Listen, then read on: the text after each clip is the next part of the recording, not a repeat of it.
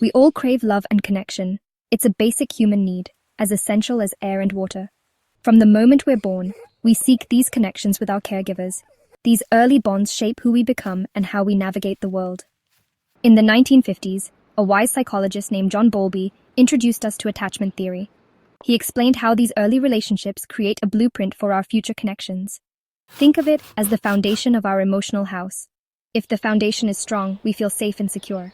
But if it's shaky, we might struggle to form healthy relationships. These early experiences teach us how to give and receive love. They influence our self-worth and our ability to trust others. Understanding this is crucial because it helps us break free from unhealthy patterns and cultivate stronger, more fulfilling relationships.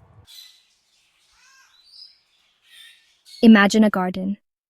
Each of us begins life like a tiny seedling. Our caregivers are the gardeners, providing the nourishment we need to grow. Just like gardens, our emotional development thrives in a loving and supportive environment.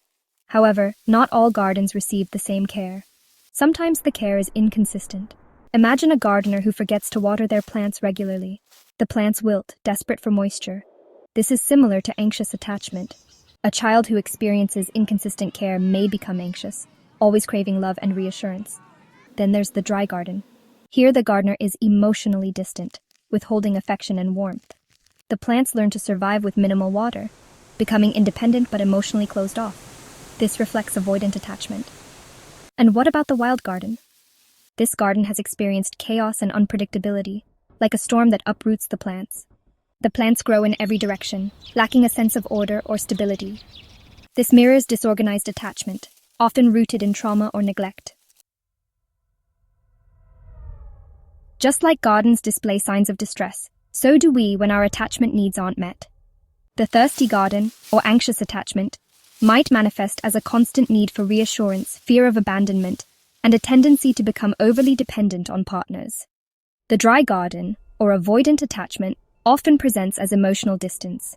Individuals with this attachment style may struggle to express their feelings, avoid intimacy, and prioritize self-reliance to a fault. The wild garden, or disorganized attachment, can be identified through a mix of anxious and avoidant behaviors.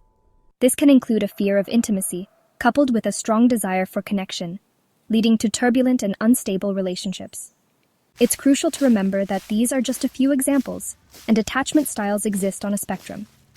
Many of us might resonate with elements of different styles. The important thing is to approach this with self-compassion and a desire for growth. The good news is that even neglected gardens can be revived. We have the power to heal our attachment wounds and cultivate secure connections. Therapy is a powerful tool that provides a safe space to explore our past, understand our attachment patterns, and develop healthier ways of relating to others. Self-awareness is another key ingredient. By understanding our triggers, needs, and patterns, we can start making conscious choices that nurture our emotional well-being. Remember, healing takes time. Be patient with yourself and celebrate each step forward. Finally, surround yourself with loving and supportive people. Just as a gardener nurtures their plants with care, we too need to seek out relationships that provide us with the love, respect, and understanding we deserve. Healing our attachment wounds is a journey, not a destination. It's about learning to love ourselves and allowing ourselves to be loved fully and authentically. Remember, you are worthy of love, and you have the strength within you to create the relationships you deserve.